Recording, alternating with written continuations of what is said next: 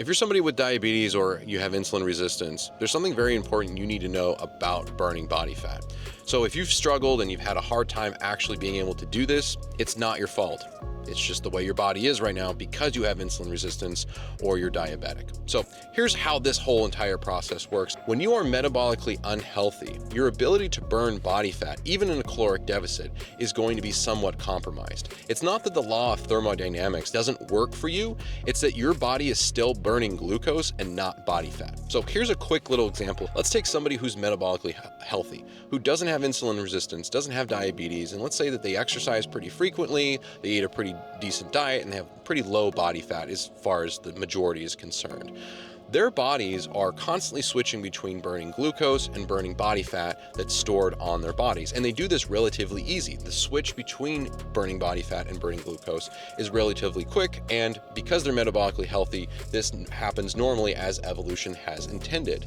If you're somebody with insulin resistance or diabetes, this does not happen the same way as somebody who is metabolically healthy. For example, a metabolically healthy person, 70 to 80% of the time is burning body fat, and 20 to 30% of the time they're burning glucose that's circulating in their blood. And mostly this is as a result of eating food and then burning some of that and storing some of that and using some of that. So when you eat food, your body naturally wants to use some of that energy that you digest in the circulating blood glucose for energy, because it's the most efficient and the most easily and readily available form of energy. Think of it like this.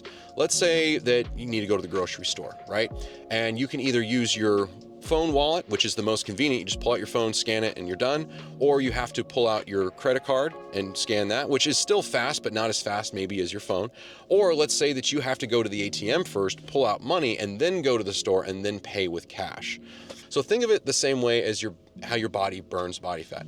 Your body wants to burn body fat at the very last resort. It doesn't want to do that first. And there's a couple of reasons why. First, it takes a lot more energy to break down fat to be then used in the bloodstream. So that's the first thing. And the second thing is your body fat is a form of emergency savings. The same way that you might have a savings account and you only use that money in an emergency. Your body thinks of it like that in terms of conserving energy.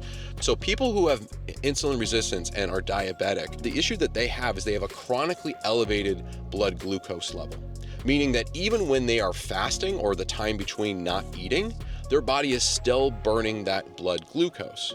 So because it's so high, let's say it's up here and a normal person's is down here, because it's up here, when they're not eating, their body is slowly using that. So when somebody is in a caloric deficit, but they're metabolically unhealthy, meaning that they are still in what you would call a caloric deficit, so the difference between how much you burn and how much you consume, they are in a caloric deficit, but because their blood sugar is so high, they are burning that first and they're not burning body fat. So you don't have access to your body fat stores as a form of energy that you can burn until your blood glucose gets down to a certain level. That is why it is so difficult to burn body fat as somebody who is metabolically unhealthy. If you have insulin resistance or diabetes, that is why it's so hard. So the first thing that you need to focus on is getting your blood sugar in a much healthier range. And the way you do that is by changing the types of food that you eat. So my recommendation as a coach for the very first level of working with someone who has diabetes or metabolic syndrome is to first change what they're eating, not to focus on weight loss. It's to focus on eating healthier foods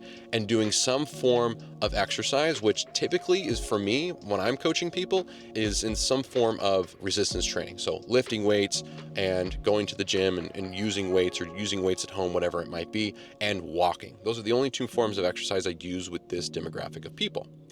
Once that person becomes more metabolically healthy and we get their glucose levels in a healthy range, then I focus on calorie deficit specific type approaches, where we're really looking at a calorie deficit the way that metabolically healthy people can experience it, and then we start tapping into that body fat, and then that person starts losing body fat. So if you're somebody who's been trying to lose fat and you're insulin resistant or you're diabetic and you've gotten frustrated because you understand why you're not burning body fat, you're eating less calories, you're exercising more, it's because as a metabolically unhealthy person at this time, you are not tapping into your body fat because you have such high elevated blood glucose levels. So anyway, that's my quick video on this today. Thanks a ton for watching this video. I'll see you in a future video.